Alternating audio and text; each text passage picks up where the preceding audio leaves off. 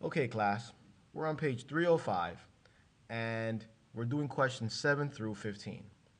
And they're asking us to use the hinge theorem to identify whether sides are less than, greater than, or equal to.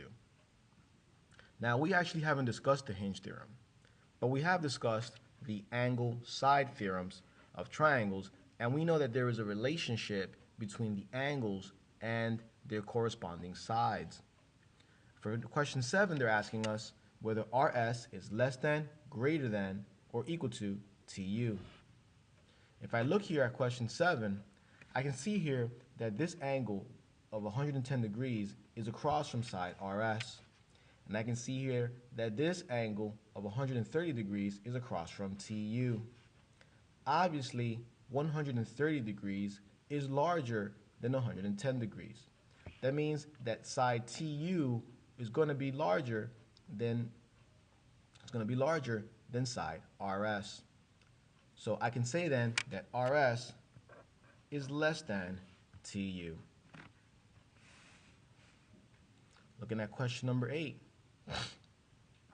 Question number 8, I have an angle here, which is angle 2, across from this side. I have an angle here, which is across from this side. I don't have any information about these particular angles.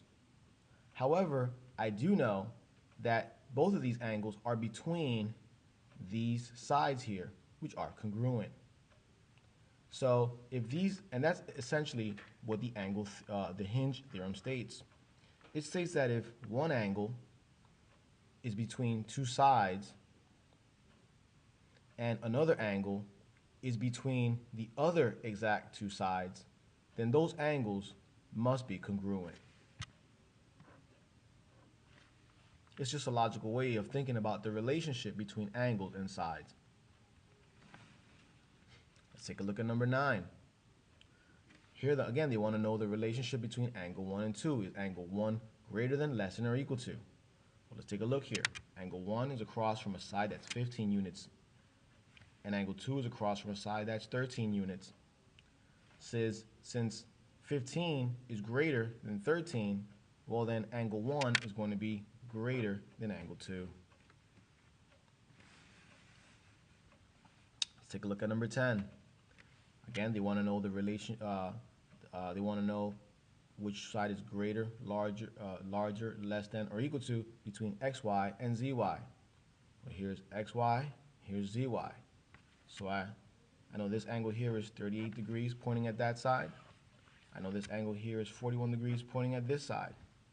Obviously, since this is the bigger angle, yx is going to be the bigger side. So I'm going to say that xy or yx is greater than zy. Number 11, we can see that my angle points to this side here. I can see that this angle points to this side there. And we already know that this angle is congruent onto itself. So we know then that these two angles are going to be equal. Number 12, we have an isosceles triangle. By the way, I can just put that these angles here are congruent because I know they are.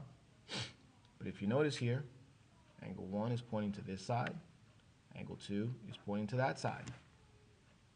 So we can see here that the bigger side is with angle 2. So angle 2 is going to be a bigger angle. So we say that angle 1 is less than angle 2. Let's take a look at number 13. For number 13, they're asking us AB and CB. Well, here is AB.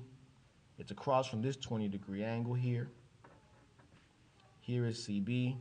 It's across from this 18-degree angle there.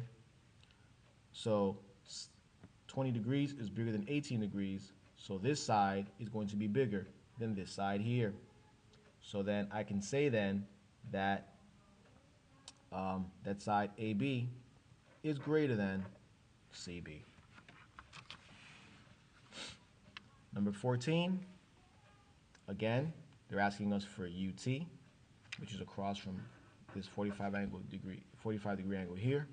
They're asking me for CSV, which is across from this 44 degree angle there. Obviously, 45 degrees is larger than 44, so TU will be larger than SV. So I say that UT is larger than SV. For number 15, I have, again, they're asking me about angle 1 and angle 2. Well, angle 1 is across from a side that's 9 units long. Angle 2 is across from a side that's 8 units long. Obviously, we can see that 9 is bigger than 8. So since this side is bigger, this is going to be the bigger angle. And since this side is smaller, this is going to be the smaller angle. So angle 1 is greater than the measure of angle 2.